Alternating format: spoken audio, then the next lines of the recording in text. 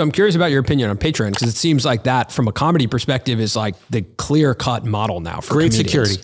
It was awesome. Akash needed it or he was going to go homeless. Yeah. What does Akash need to not be homeless, man? That's a lot of money for what kind of standards does he have? Yeah, he was $100,000 a month. Yeah, and he's all right. He did all right. He did all right. Yeah, it was a good move. I'll be honest. It created some good security. We did it. We had this amazing base that really got behind us and fucking blew it up. It was awesome, and it gives great security and allows us to be flagrant and fucked up and crazy and make these jokes without worrying like if every advertiser pulls, I can't afford to pay all the guys. Yeah. It's awesome for that.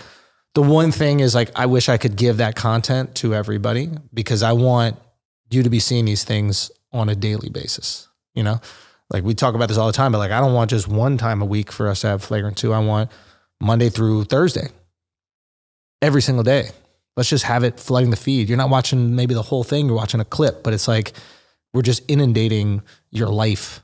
You know, so yeah, Patreon being behind the wall stops that, but it provides the security that we need to create in an authentic way. What does Akash need to not be homeless, man? That's a lot of money for what kind of standards does he have? Yeah, he was $100,000 a month. Yeah. And he's all right. He did all right. He did all right. Yeah, it was a good move. I'll be honest. It created some good security, but you can make those things with I don't know how to make money in investments. Don't ask me about anything. I don't either. I know nothing about that. Yeah, I'm a mess with that. Yeah. Complete. Yeah. But it's old fashioned way. I work. You can make money on you. Yeah. You guys can buy lighting. You can buy cameras. You can buy a fucking tiger. You can do whatever you want, and you can figure out how to make money. Right. Yeah. Investing in yourself. You can just put the fucking hours in. Right. Yeah. And that's kind of how we are.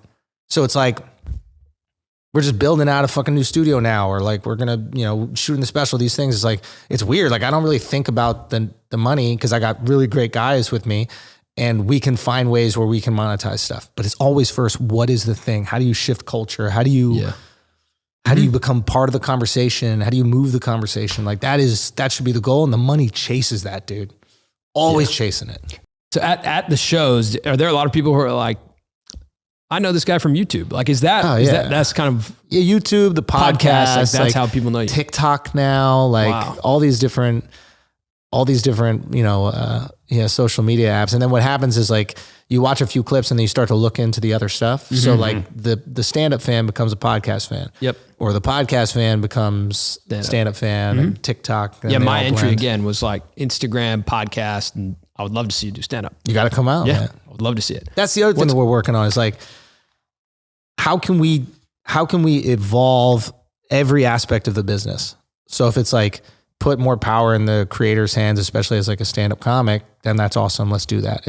If it's make clips even better, if it's make stand-up specials like more dynamic, more different, like that's what I'm so excited for the special that we're going to put out. Like it's just so cool. When does that come out?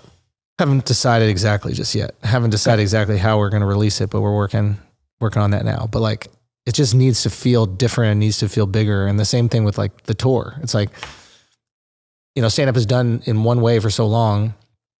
And then sometimes tradition is good, but sometimes tradition like stunts growth. Mm-hmm. Mm-hmm. Like how do we make this experience more dynamic? You're performing for 3,000 people. Like, how do you make it special for that person that's all the way up there and sees you this big, can't see your facial expressions or anything? Like, how can you make the show feel like a concert? How can they leave there going, holy shit, like I got to come back. Yeah. Like there's 70-year-old dudes that have been going to watch Fish for like the last 40 years, right? Like these Grateful Dead fans, like what the fuck is happening at those concerts, I have no man? idea. Yeah, I don't know. I have no idea. Well, we need to figure it out. We got to figure that out. That's Maybe my job. Like for real, like I won. Yeah, we should go. I think what to it a Dead is, show and try and figure it out. You know what I think what it is? It's not necessarily about like my relationship to what you're performing. It's the people that you aggregate. So my relationship to the other person there, right? It's like, who are the type of people who go to an Andrew Schulz show? Yeah. Because that's now my community and I want to hang out with those people. Yeah. Because I feel like myself, like unbeknownst to me, like when we were doing Flagrant, like that was even the messaging. It was like, everything was so politically correct. And it was like, for a couple hours, just be yourself. Like laugh at the fucked up jokes. Right. Don't look over your shoulder to see who sees you. And it's like, that's what I like the live show to be. It's like, I want you to, for this time, you get to be yourself. You get to laugh at every fucked up thing. And guess what? Everybody gets these jokes. Every group, nobody could be sensitive at that show. Women can't be sensitive. Muslims can't be sensitive. Jews can't be sensitive. Black people, brown people, like nobody can be sensitive because you know it's coming for you too. And when everybody just kind of like puts down the shield and accepts it, and you see all these people from all the different like walks of life, like laughing at themselves and at each other. I don't know. For me, I just hope that they're like, I need to do that again. Yeah, I want to feel that. I need to feel that. That is so unique. Yeah. That space doesn't exist. Yeah, doesn't exist. So it's like, how can we have that like heart, and it's like, then how can we enhance it in every other way? Like we were at the UFC the other day, and we're just seeing certain things that they're doing, and we're like, why are we not doing this? Like what? Why is there not a camera on me when I enter the venue? Like when the fighters show up. Yeah. You know what I'm saying? Like why do we not have the fake backstage camera as we're walking in? Yeah. And we already have the TV up there, not the TV, the projector.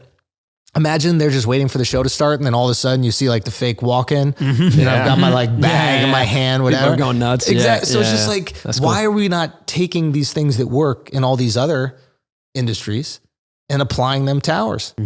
Like stand-ups, we can't be lazy, man. We got to fight for it.